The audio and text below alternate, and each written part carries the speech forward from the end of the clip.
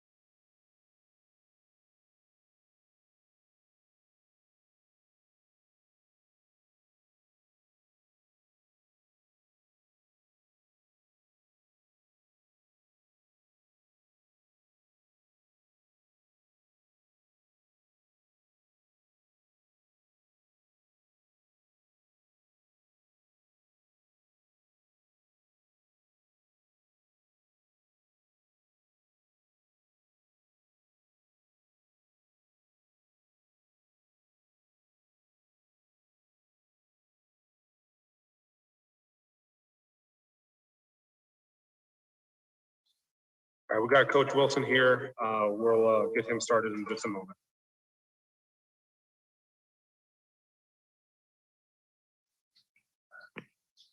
Yeah, we're good to go. We're on. Yep, we're good to go. All right, Coach Wilson, thanks for joining us. We'll start it out with Austin Ward. Lead us off, Austin. Hey, Kevin. Hello.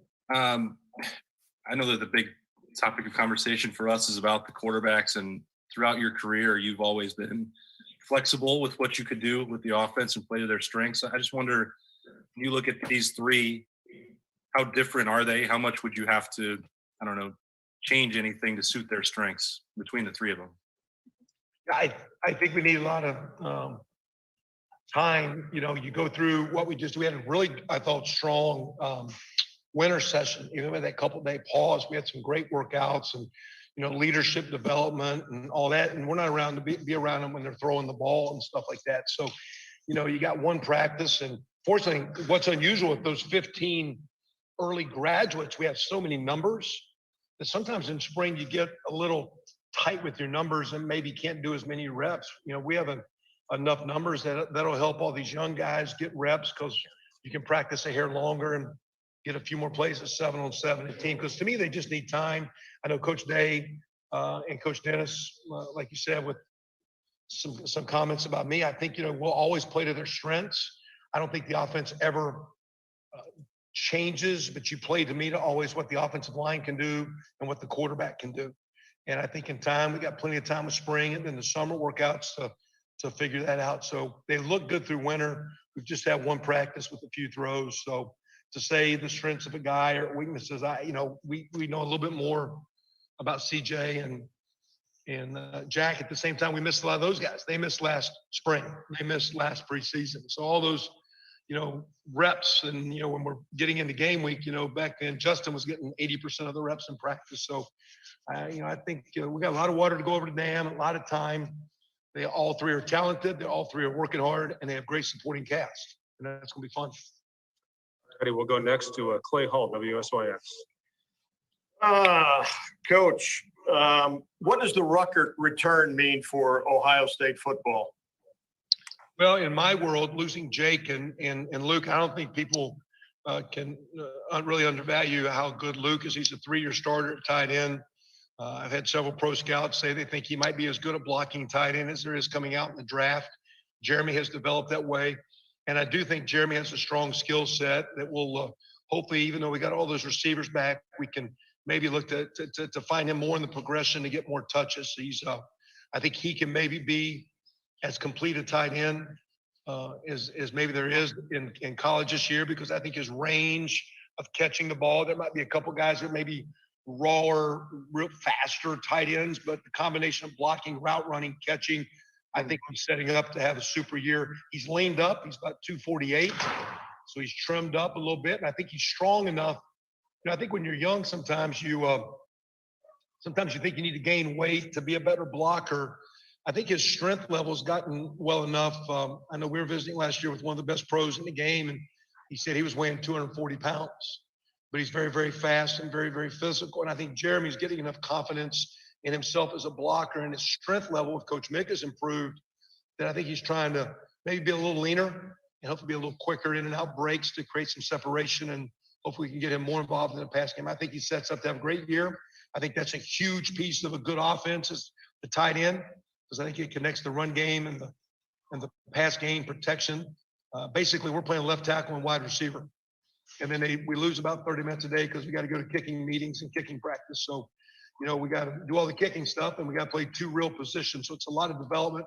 And for an elite player, I think it's one of the qualities of our program. He is an elite player that came in, has been a great developer. And I think he's developing himself in Clay to have a great year. That's a complete answer. Thank you. You're welcome. All righty, we'll go next to Nathan Baird, Cleveland.com. Hey, Kevin, another tight end question. How close are you to determining whether you have a second or third tight end that you can play with confidence? And what do you need to see this spring from people other than Jeremy Ruckert? Yeah, that's a huge, because one, you need more than just Jeremy because of the flow of the game and tempo of the game. So the second guy's got to play a little bit like a second running back and sometimes even a third. Same with receivers, all those skill guys, let alone the personnel 12 packaging. So I think Cade Stover, who looks like he's was recognized by our strength coaches as one of the top performers in the offseason. I think Cade coming through, there'll be a big spring for Cade. Mitch Rossi's kind of fullbackish, 6'2", about 245, where he can do some things as a tight end, but he's kind of a hybrid fullback. He'll have a role. And then Joe Royer is going to be a guy that needs to come on, because if we can have a second tight end, and even as good as Jackson and J-Mo and all the receivers are out there, the young guys coming in are going to be outstanding with the Mecca and Marvin. And of course, you got Chris and Garrett and Wiggs. We got a bunch of talented wide guys out there that can catch the ball, but it'd be nice to, that second tight end can get on the field, like maybe not as much as last year, but it'd be nice to get him out there. So I don't think we have to figure it out by spring, because I think we're going to need the summer to continue that development of physical toughness and strength level. And I think it'll probably be middle of preseason before we know if we truly have a second tight end that we can compete for a Big Ten championship with, because we're going to need that player to be the complete team we need to be. All righty, we'll go next to Dave Biddle, 247. Dave. Hi, Kevin. Can you just kind of break down your expectations for the offensive line this year? I mean, even losing Wyatt and Josh, could this group be just as good, better? Just how do you view the offensive line going into this year? We got to find the best five, between guys like, Paris Johnson, DeJuan Jones, Matt Jones, Harry Miller, Enoch, Ryan Jacoby, got some young freshmen coming in. So, you got your two tackles back with Nick and Thayer. You've got Harry started a great deal. Matt Jones played a lot down the stretch. So, DeJuan's got to start under his belt. So you got some guys that have played in critical games. Paris was playing a lot in the Clemson and in the national championship game. So you've got some guys that play, but we've got to find the best five. And in my opinion, we always need 8. You need a third tackle you can win with, like we're talking tight end. You need a third guard you can win with, and you need that second center. Maybe that guard and center is the same guy. So we need 7 or 8. The key would be in time, though, who's the best 5? I don't know if that shakes out till middle of preseason, tell you the truth. But very talented, very athletic. Maybe the most competitive group on offense right now. The way they practiced in the winter, they were probably the top offensive group. And when the linemen are having a great winter, if all the lifting and running Coach Mick puts them through, that shows the maturity. Thayer and Nick are maybe 2 of the best leaders we have on offense. So that group is going to be awesome, and time will tell. I think Dave, the best in time, that best 5, and I've always thought you need 7 or 8 to play like we need to play. Just a real quick follow-up. Matt Jones started 3 games for you guys, which was almost half the season when you play 8 games. And I know Coach Day said he played well. Was that a surprise to you, Kevin, how well Matt Jones played?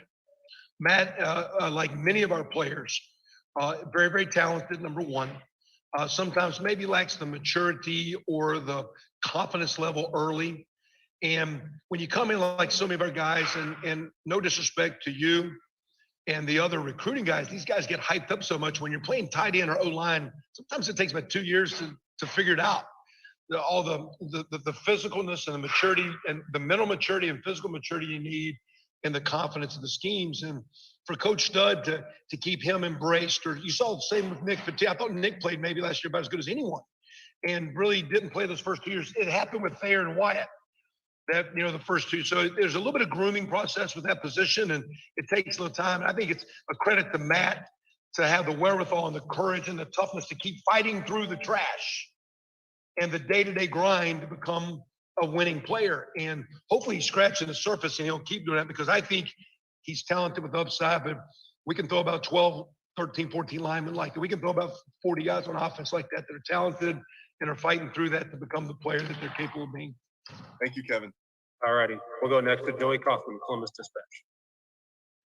Kevin, just another question back to the tight ends. You guys ran a lot of 12 personnel, 2 tight ends the last couple of years. How much of that was due to depth and having somebody like Luke Farrell to have with Jeremy Ruckert, or is that kind of the preference moving forward, just trying to kind of gauge how important it is to develop that?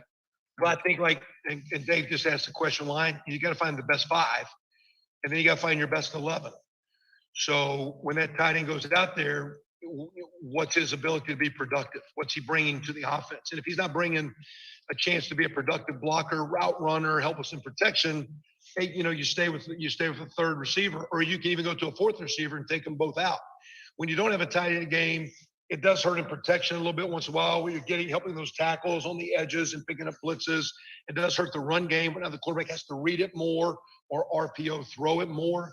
So I do think the better the tight end takes a lot of stress off the quarterback and O-line, but you don't have to play them. As talented as those receivers are, they better be pretty good, because you can throw 2 deep, 3 deep at receiver. It's going to be outstanding. So I think the offense goes to basically just getting the best 11 guys on the field as much as possible, not minimizing our ability for the defense to attack us. We still have to attack the defense. And sometimes the tight ends can alleviate some pressure, but they got to be productive. And we've had some serious talks with Cade and Joe. Corey Rouse, a transfer from SMU. There was a scholarship player that walked on here, had a great offseason, getting in shape, good enough to maybe help us in some short, not be a starter, but help us at tight end and be maybe a short yardage type guy and have a role. So the more those guys can play, the fine. But as a tight end guy, I don't advocate for them. I advocate for the best players. And I'm just trying to help them develop to become the best they can, and hopefully the best they can to help us win and get on the field. All righty, got time for just a couple more. We'll go to Bill Landis for the Athletic. Hey, Kevin, sounds like Parrish Johnson's going to start at guard this spring. I'm just wondering what you think of him there as opposed to tackle, and then how interchangeable you think tackle and guard are in your offense. Yeah, I think, in my opinion, the pass sets will be a little bit different, but he's athletic enough. Most guys that play guard that have to go to tackle sometimes aren't athletic long enough to block those fast edge rushers. For sure, Parrish is. Sometimes some of those guys can maybe be a little bit too big to be guard, but I personally think, especially if you're staying on the same side and you're going from a right-handed stance or a left-handed stance, I'm a left guard going to left tackle, you just move over. It's a little bit different matchup, but the words are the same. I'm play side, I'm back side, I'm man side of protection, I'm a slide wall side of protection.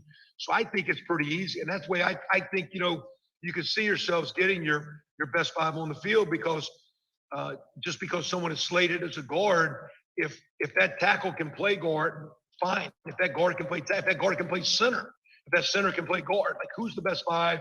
And really at the end, who's the best 7? I believe when we played the national championship game, that the team that won the game had the backup center playing in the game.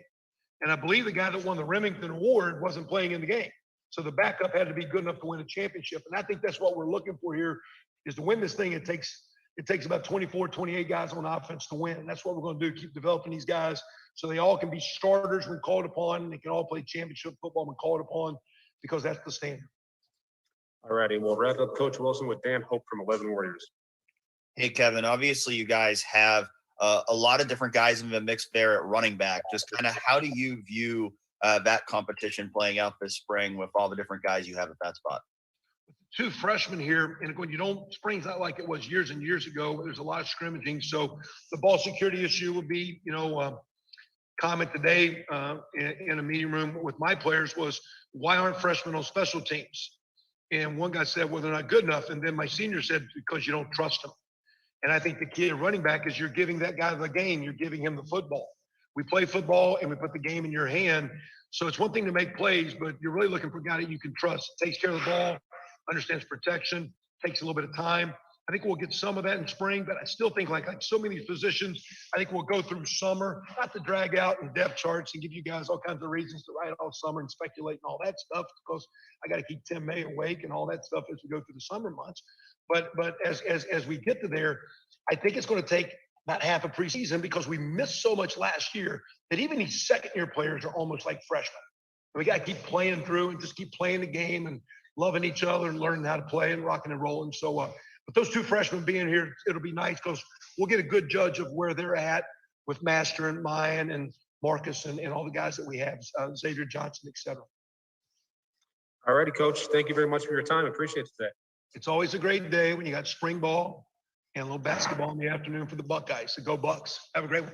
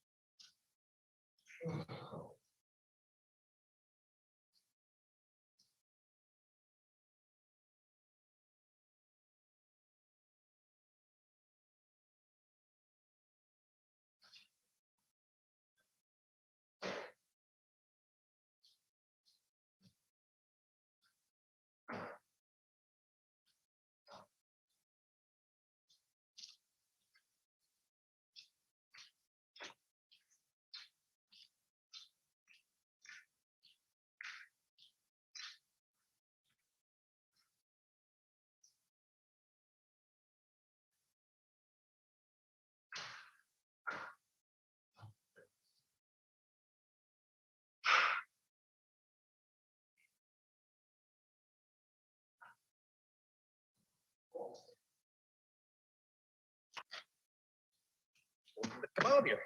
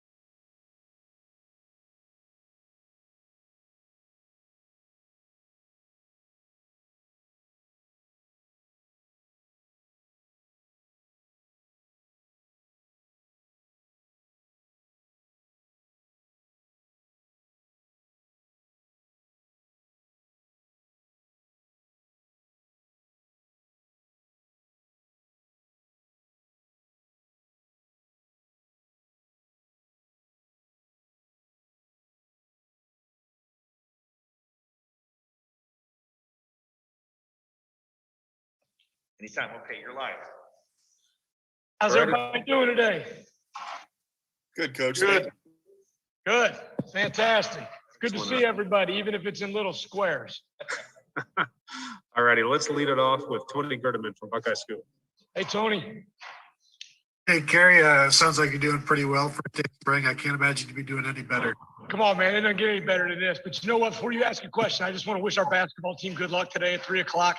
I loved watching them last week in the tournament. I thought the way they played and intensity and they were aggressive. You know, I just really enjoyed watching them play. I think you're going to have a great run. It was really exciting. So good luck to those guys today. Thanks, Tony. Go ahead and fire away.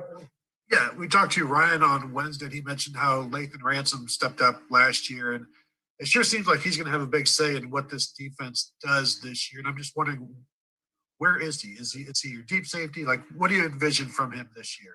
Yeah, he'll be playing a cover safety role primarily.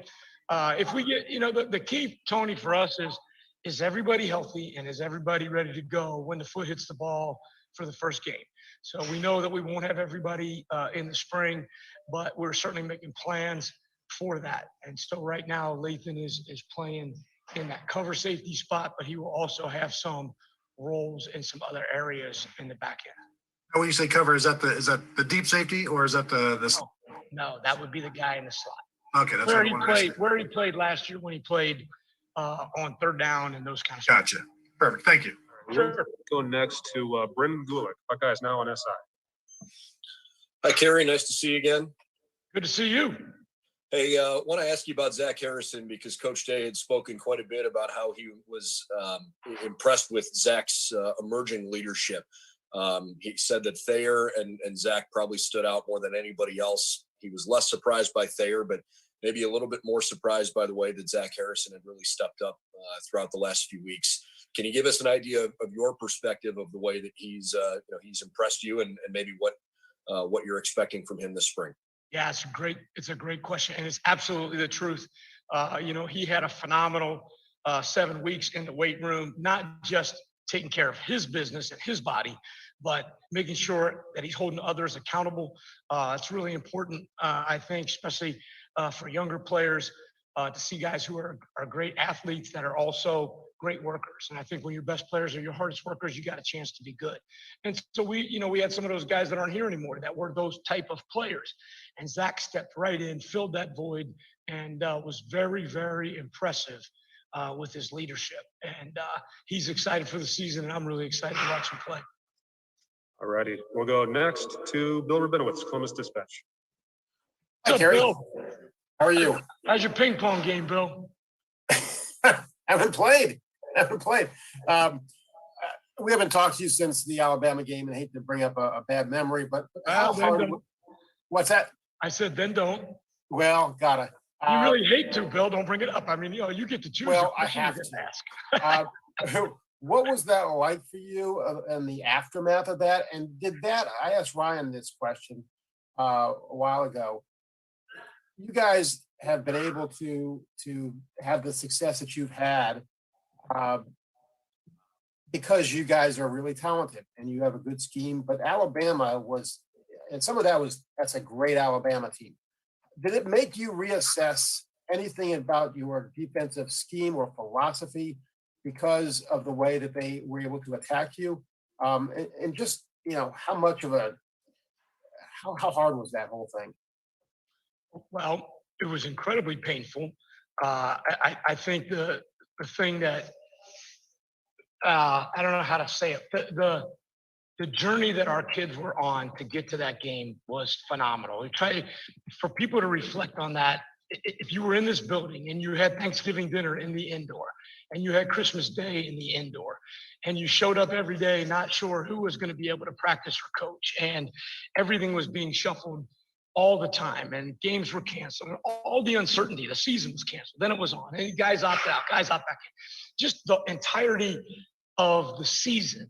And without going back through that, but being on that journey and being able to get to that last game was truly remarkable. And then, I feel very responsible that we didn't play our best in that environment. And you guys, want to make sure I say when we didn't play our best, that's on me. That's my job. And And so it was very painful, and it was awful, and that hadn't happened to us very much here. You know, it just doesn't. And you try and work so hard, you pour everything you have into it. The kids poured everything they have into getting to that point. You want to be at your best, and obviously we weren't. And so you know, that was very hard. I don't know, anybody who says it wasn't hard doesn't care. And then yeah, it makes you rethink how you do things. And there's no question that this entire off season has been a great process of exactly that, rethinking how we do things and how we're going to do things in the future. Is there anything you can say about how the defense might change as a result? Nope. Okay. All right. Well, I mean, really, why would I? I love you, Bill, but why would I? All righty, we'll go next to Nathan Baird from Cleveland. Kerry, what do you need to see out of the young cornerbacks, either the returning freshmen or the new arrivals, that, especially those who are coming back, that you couldn't observe last year or didn't get really a chance to evaluate with them last year? Yeah, we need to be able to play press man to man. We need to be able to do it over and over and over again, and we need to be able to do it successfully. You go back, I watched every period of individual from the entire season last year, and we only got 7 sessions of real one-on-ones in the course of a year, and that's very challenging, right? That in order to be able to do that job, you got to practice it over and over again. And so we got that in today. You know, we got started with that, and so that was great. It was awesome. We're going to get so many more opportunities, and the kids that are here and the kids that are coming, that's my expectation. We got to learn it, we got to play it, and we got to be really good at it. All righty, let's go next to Austin Ward from Letterman Row. Austin. Hey, Kerry. Hey, Austin, how you doing? Awesome. Thank you. When you look back at last year, and you've talked a lot about owning the responsibility and that it wasn't to the standard. When you look back on it, I know there are a ton of factors that went into it, from missing spring, injuries, COVID, the individual periods you just talked about. When you looked at it as a coach, what did you think was the biggest challenge to overcome? What caused this in your mind more than anything else? Yeah, I would say all of the above. And I also think, Austin, it's important to recognize we won all the games but one, and got farther than we had the year before. We got to the championship game. Now, I'm not saying that we would be, I can tell you this, we get to the championship game again, we'd be really happy. And sometimes in situations, you can get too caught up in numbers and those kind of things, that the number that matters is victories. And there were a lot of things that, I mean, we were third in the country in turnover ratio. You know, there were a lot of things that we did well. We just have to do other things better. And so, you know, I think, I don't know, I think, did you ask me if there's one single thing? I just maybe if there was one thing in your mind more than others, because I know there are a bunch of factors. Yeah, you know, to me, I think just more than anything, having a practice with the whole team there is really the biggest thing. And if we can get to that point consistently, I really like this team. Thanks, Kerry. Sure. All right. We'll go next to Dan Holt from 11 Warriors. Dan. Hey, Kerry. Hey, Dan. Last year, I remember asking you after the shutdown about, you know, installing during the spring, and you said you didn't want to do a lot of that when the players weren't there. How much did that impact what you were able to do schematically last season, and how much does having a full spring allow you to do more this year? Significantly on both fronts. You can't, you know, I've done this Zoom and I love it. I love the fact that we're able to do it. It was a great answer for the situation, but the reality is that's not real teaching now. That's not, it's very hard to teach in the manner which we do, with direct teaching and back and forth feedback from the players and communication, and to be able to do that in this environment. We all know there's a pause, right? And you guys got a cell phone on your desk and you peek at that, and we shouldn't expect that our players are any different than you guys are. And so for me, being able to look them in the eye and then do it on the field, you know, that's the thing you miss. And I think that those opportunities, in addition to which, having Coach Marotti be able to work with guys in all of this off-season time makes significant difference in their body. So it's not just the scheme, but it's also their conditioning level, their ability to be in shape when we hit the field in the fall.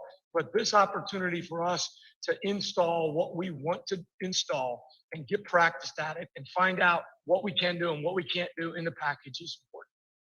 It's critical. All righty, we'll go next to Bill Landis from The Athletic. Bill. Kerry, go back to what you were saying a few questions ago about teaching these young guys to play press man, and you didn't get those opportunities last year. I'm wondering, with this defense in particular, the base that you all play, just how much more difficult it is when maybe you don't feel as comfortable playing man coverage, and then you have to rely a lot on cover three, and maybe offenses can't anticipate that. How much more difficult does that make your life? And then maybe combined with that, do you guys need to add some more split safety coverages to this package than you had last year? I think you're perceptive, Bill, and I appreciate that. I think that if we're going to hang our hat, our first pitch, if we're standing on a mound, we're throwing man to man. Now we got to be able to play it, right? That's our fastball. That's what we got to be able to do. And so we've got to be able to play that, and then everything else kind of bleeds off of that. And so how much 3 deep, how much split safety, how much of anything else we play kind of has to bleed off our ability to play man to man, and we have to be able to do that. Or then, if we can't, then we have to change what we do. But I think we got the guys that can do it, and I like our chances. All righty, we got Thayer and Zach ready for you. So this will be the last question for Coach. We'll go to Joey Kaufman from the Dispatch. Hey, Kerry, just wanted to ask about the safety spot, especially with Marcus Hooker being out to start camp. How do you, I guess, see that free safety spot? Josh Proctor lined up there today. He played extremely well, and is going to play really well. And Bryson Shaw stepped right in behind him, and we have a young freshman that played there, a kid who's a high school senior. Jansen Dunn stepped in there today. We're going to be versatile. We're going to have some guys that are going to be able to do more than one job in the back end. We're going to have to. That's one thing COVID taught you, right? You got to have guys that can do it. Well, same thing's true if injuries or anything else arise. So, but Proc went out there and played it, and he played it well today. So I was excited about that. All righty, Coach. Thank you very much for your time. Thank I you, appreciate guys. it. Tim, I see you.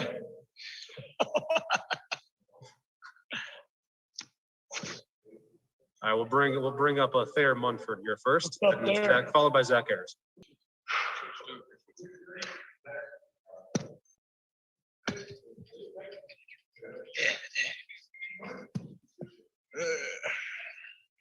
All righty, Thayer, looking good. We'll get it started here. Let's start with Jared Smalley. Jared, lead us off. Hi, Thayer. Wanted to ask you a very basic question. Why are you back? What do you want to accomplish? I love this question. The reason why I came back is because I gotta get my academics together, and I'm like one semester away until I actually graduate. And another part of me coming back is my mom too, because she also wants me to get my degree. I'm not just the only one who wants my degree. My mom also wants me to get my degree, so I can be the first person in my family to actually, graduate college. Because that's a big part for me. Is like, yeah, football is good and all. But at the same time, my academics is a little bit more important for me, because I'm the first generation to actually go to college at a big major school. All righty, let's go next to Tim A from Letterman Row. Tim. Yeah, I thought maybe I was on another teleconference. Sorry about that. Thayer, when you guys took the field today, ran on the field, who was your quarterback? And number two, how good do you feel about this line that could feature like Paris Johnson at guard and right on down the line? How do you think this line's going to shape up? Oh, to be honest, I block for whoever. It doesn't matter who's back there at all. We got 3 amazing quarterbacks that's fighting for the spot, competing for the spot. CJ Stroud, Jack, and Kyle, and they doing great. And for his offensive line, I feel like we're gonna have a great offensive line. Like we're gonna have some young guys have to step up and have to come in, of course, yes. But also at the same time though, they are older and they're a little bit more mature than underclassmen in the past. So I'm really excited to actually see how the young guys gonna come up. Thanks, man. All righty, let's go next to Bill Rabinowitz from the Columbus Dispatch. Bill. Get there. Can you just kind of give your impressions of the quarterbacks? What struck you about them in the short time you've been with them this offseason?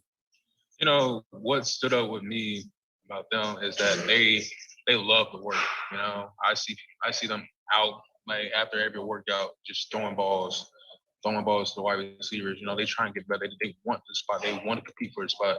And when we see that, like for us offensive linemen, like we are more comfortable actually blocking. And when the receivers see them throwing the ball, asking them to actually like, oh, can we throw? Like, let's do some top ends or something like that.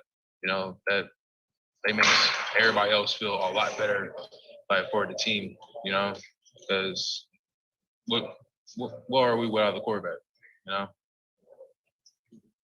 Thank you. All righty. Next, we'll go to Dan Hope from 11 Warriors. Dan. Hey, Thayer, obviously you've played a lot of football at Ohio State, but coming back for this additional year, in what areas do you think that you can continue to improve your game? Everything. It's not just one thing. It's everything that I need to work on. You know, I got to improve from last season. Of course, last season was kind of like messed up in a way because of COVID, of course. But also at the same time, though, like I'm not the person to actually like be like, oh, I'm complacent where I'm at. That's not me. That's nobody on this team. Like everybody wants to get better, you know. And I just don't see myself at that level yet. You know, I still want to strive. I push myself mentally so I can actually make sure I block my guy right, going against Zach Harrison, Tyree Smith, anybody that's I line up across this spring. Like I'm making sure I get better off of them. Because to be honest, in my mind, they the most talented defensive linemen that Ohio State has, in my mind. All righty, let's go next to Austin Ward from Letterman Row. Austin. Derek, didn't you accept an invitation to the Senior Bowl? Yes, I did accept the invitation, but I really didn't feel like comfortable yet for me leaving because I knew I needed to get my degree before I had to move on because that's what I promised my mom and anybody that was around me throughout my whole senior year of high school. So that like pushed me to actually stay here and work on my craft for the NFL for next year. Yeah, so that led to me to think, well, when did you make this decision? Because at some point, it seemed like you must have at least been preparing to leave. And then when you maybe told Coach Stud or Coach Day that you were coming back, were they surprised? What was the reaction? To be honest, they wasn't as surprised, but also at the same time, though, like I had to make a grown decision to come back to finish out my academics. You know, we all talk about it before. Like my academics is a lot more important than football because, like I said before, in the first question, I'm the first generation in my family just to graduate college or go to college for real, and I'm honored to actually be that first generation, so I can tell it to my kids and my grandkids, so they can tell it to their kids. So I'm grateful to be in this position that I am right now. Thanks, man. All righty, next up, Nathan Barrett, Cleveland.com. Following up kind of on that same theory or that same question of, talking to people on the team about this, did you feel you owed Paris Johnson any explanation? Because he's a guy who came here expecting to be the left tackle for this season because you were going to be a senior who was graduating. So did you feel you owed him any explanation, and just what was his reaction to you coming back? Well, me and Paris and DeJuan are like really close. You know, we talk outside of football, and I was in a spot of like staying and leaving, staying and leaving. I was again having like mixed emotions, but I was telling him like before I actually made the decision to actually come back that I'm gonna be coming back and we're gonna be working like no matter what. I could be on the sideline, we can still be working. You know, we're gonna make sure we do the corrections right. So. All righty, got time for a couple more. We'll go to Tony Gerdeman, Buckeye Scoop. Hey, there, Matt Jones proved to be a versatile and valuable member of the program last year. Where do you line up for you guys today, and what do you see from him so far this offseason? Right now, Matt Jones has something going on in his personal life, and I don't feel like going on with that because that's his personal stuff. And I'm sorry for not asking the question correctly. I'm sorry, but that's his personal. I don't feel comfortable actually telling his business without him. I was asking a football question, wasn't even aware. Sorry about that. Are you good? You good? I'm sorry. And then Nick Petit, Freyr, let's move to him. Had a tremendous year last year. What is next for him, do you think? To be honest, it's the same thing that we all work on. Is just get better.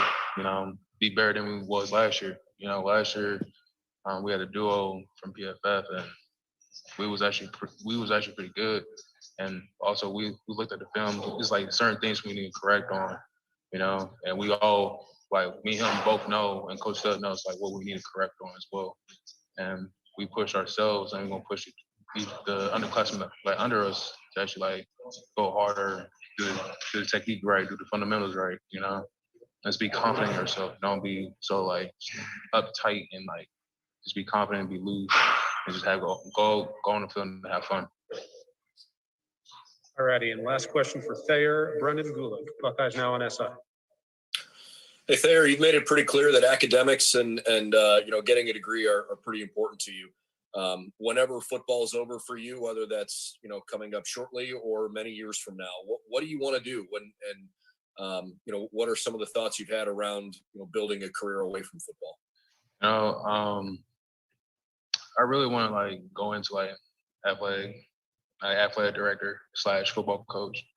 The reason why is because I see like I had Nate Moore, for instance, like he coaches at Madison right now, and he brought me in and just took me in under his wing, and I looked at that and I was like, okay, I really want to do this because there's more people like myself and in worse situations that I was in, I want to help them out so they can so they won't be a statistic in like society. And that's my main goal for everybody. I don't want to just work with UNC kids. I just want to work with people that actually want to actually go to college and better themselves. I'm not just picking and choosing whoever. It's just if the kid wants to come to me to actually go to college or be better at football, I want to help them out as best I can.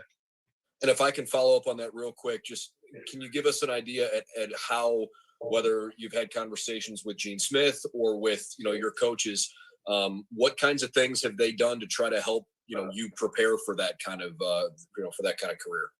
So it was like a lot, like not last year, but like 2 years ago.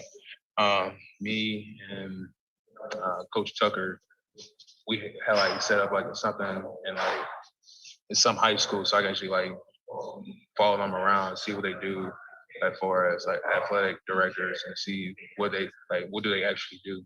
And it was a great experience for me. And I also want to like coach, but I haven't gotten to that point yet because I've been busy with academics and making sure I'm on track for academics as well. Thanks, man. Hey, Mike, Thayer, could I have one quickie? When are you scheduled to graduate, or what schedule are you on to graduate? I'm on track to graduate in August. I got you. All right, man. Thanks. No problem. All righty, thank you, Thayer. Really appreciate your time today.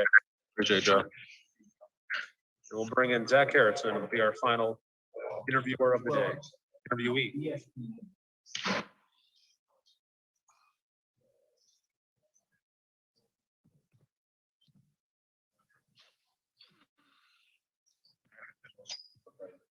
All righty, Zach, thank you very much. We'll lead this one off with Austin Ward from Letterman Row. Zach, there's so many people praising you for the way that you've attacked this offseason and maybe changed. Do you feel different heading into year 3? What does it mean when the way people are talking about you becoming a leader right now? I just made the decision at the end of last season, going into this offseason. I was like, I'm just going to give everything I got to this program. I'm going to give everything I got to every workout, every sprint, every drill, every rep.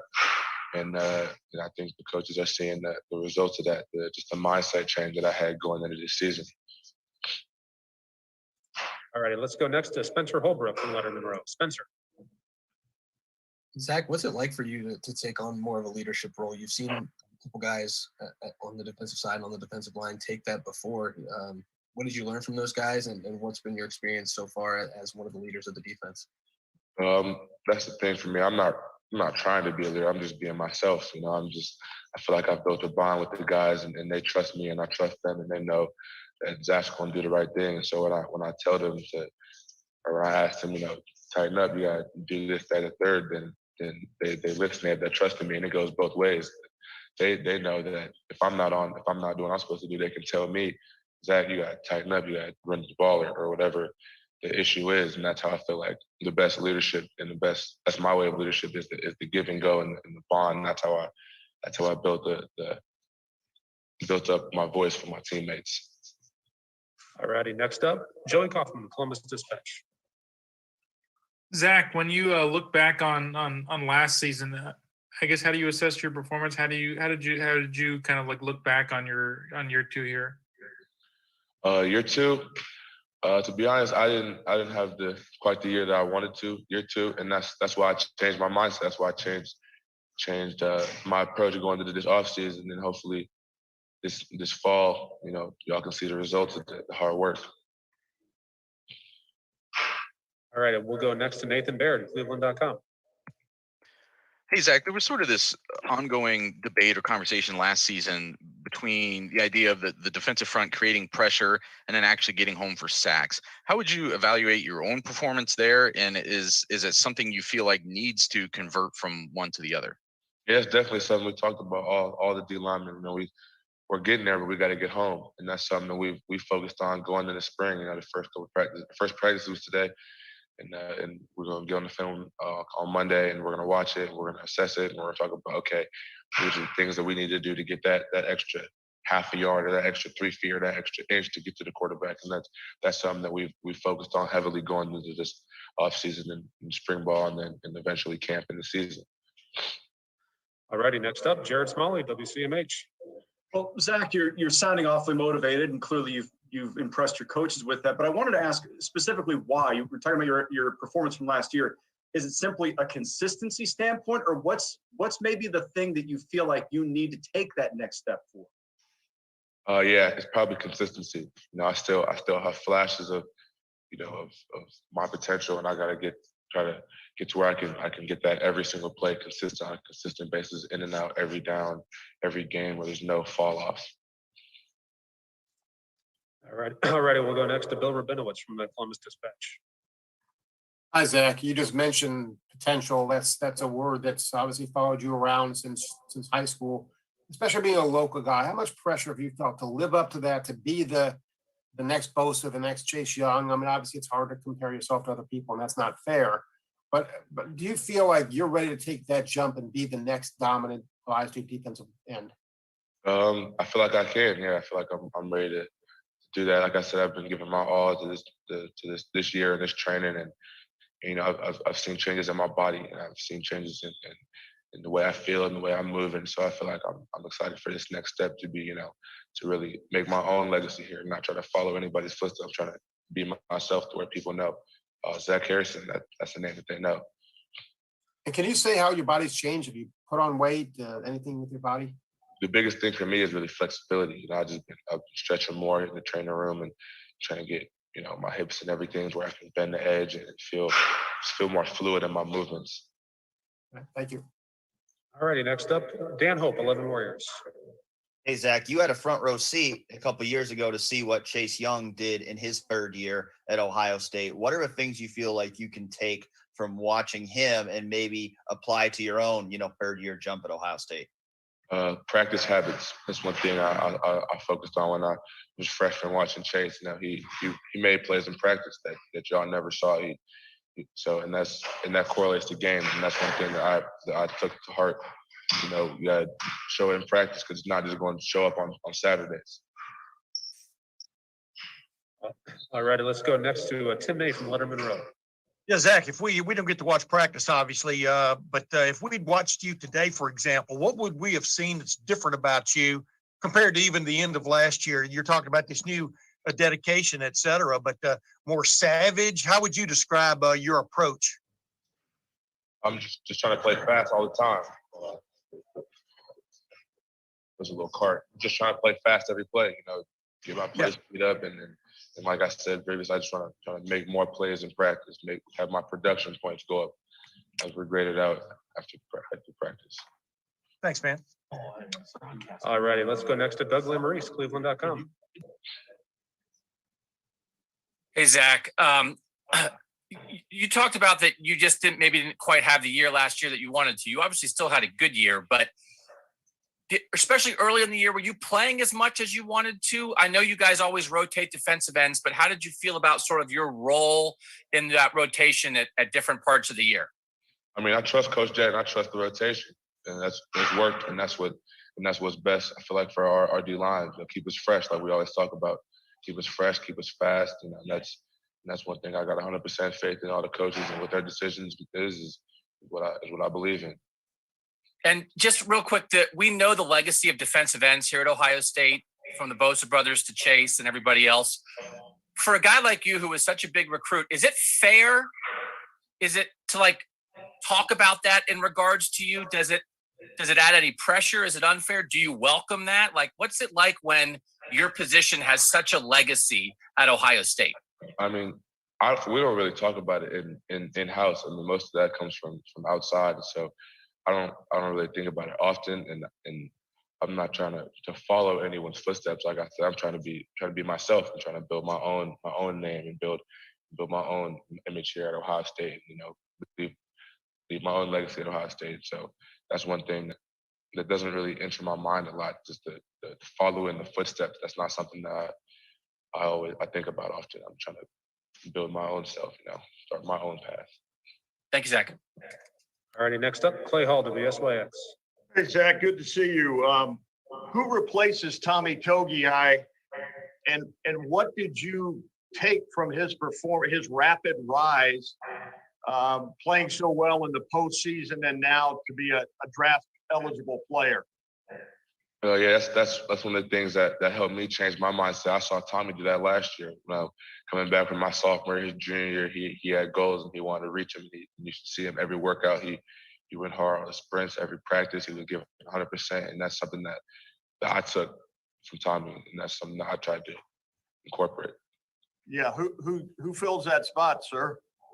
We got a lot of guys. We got Antoine that knows. Teron plays knows.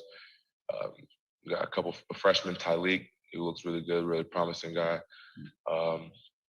Really, we got most of the inside guys are back, so yeah, a lot of guys have the opportunity to step up into that role that Tommy filled. Thank you. All righty, we'll go next to Brendan Gulick, BuckeyesNow on SI. Zach, it sounds like you certainly made a conscious effort to, try to take that step forward. I'm curious if you're like actively thinking about the idea that, people often say you don't grow unless you put yourself in uncomfortable situations. Are you trying to put yourself in spots, whether it's in the weight room, in the meeting room, on the practice field, things that maybe you haven't done before that feel a little off, little different, little uncomfortable? Are you actively trying to do those kinds of things to grow? Yeah, I am. It's like you said, you can't grow unless you're uncomfortable. You don't grow in your comfort zone. And that's one thing that I try to put myself out of my comfort zone, whether it's the lift, going harder on doing 2 more reps when my arms are tired, or let's say it's a pass rush rep and I'm gassed. It's the last play of the rack, trying to get off as fast as I was the first play, running to the ball just like I was the first play. So just building up my stamina and my endurance. And like you said, putting myself in uncomfortable situations. So when game time rolls around and it's fourth quarter and I got nothing left, I've been there before. I've done that. So I know what it feels like. All right, we'll do 2 real quick ones to finish up here. We'll go to Dan Holt and then Austin Ward. Dan. Hey, Zach, Jack Sawyer's another local guy coming in as a freshman. Just wondering, what have you seen from him in winter workouts and then going into his first practice? Jack's a worker. He's one of those guys who's going to give everything he's got all the time. And Jack's got a lot of skill. Jack's quick. Jack's fluid. So I feel like Jack's going to be a good player here at Ohio State. All righty, and then last question to Austin Ward. Zach, we know that Coach Coombs is always intense, but when he was talking with us, he put all the responsibility on himself, maybe for what happened in the title game or any of the weeks the defense maybe didn't play up to its potential. What's he been like to be around? I know it's still pretty early in spring camp, but is there a different level of intensity for him right now? It's the same manager, Coach Coombs. There's always 100%. He gives 100% of him all the time, and we feed off that. We need a guy like that who's going to bring juice to the defense and get us pumped up and get us going, and a guy that we can put all of our trust in, because I 100% trust in Coach Coombs. So All righty, Zach. Thank you very much for your time today. We really appreciate it. Yep. Thank you, guys. Thank you. All righty, folks. We'll talk to you Monday. Coach Day will talk to you Monday as well, about 11:30. We'll be Zooming it again. See you then. Thank you. Thanks, Mike. Thanks, Thank Mike. you. Hey, Freyr, Mike, is there a roster available for spring yet? Nope.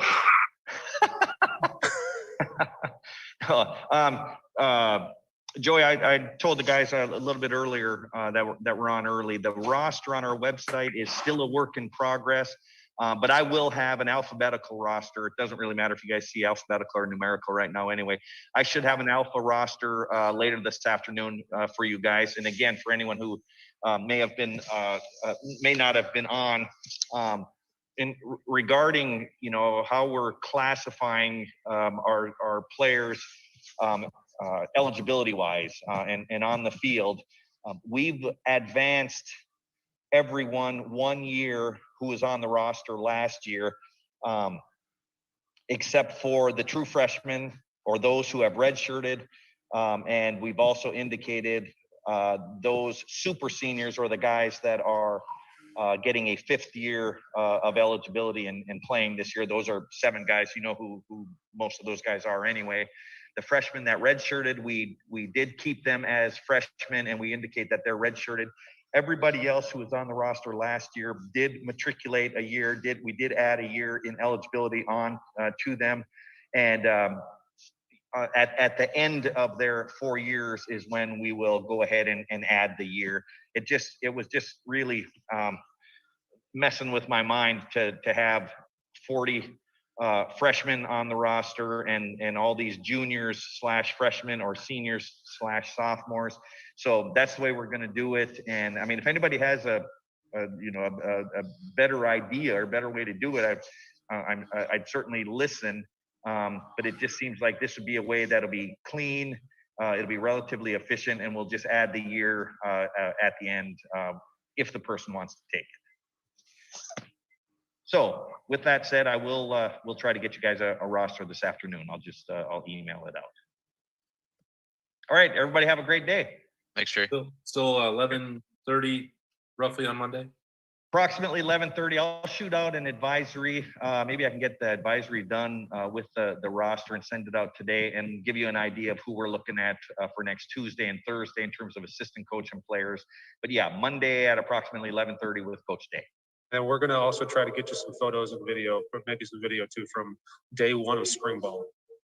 Thank you. All right. Have a great Friday, everyone. Go Buckeyes.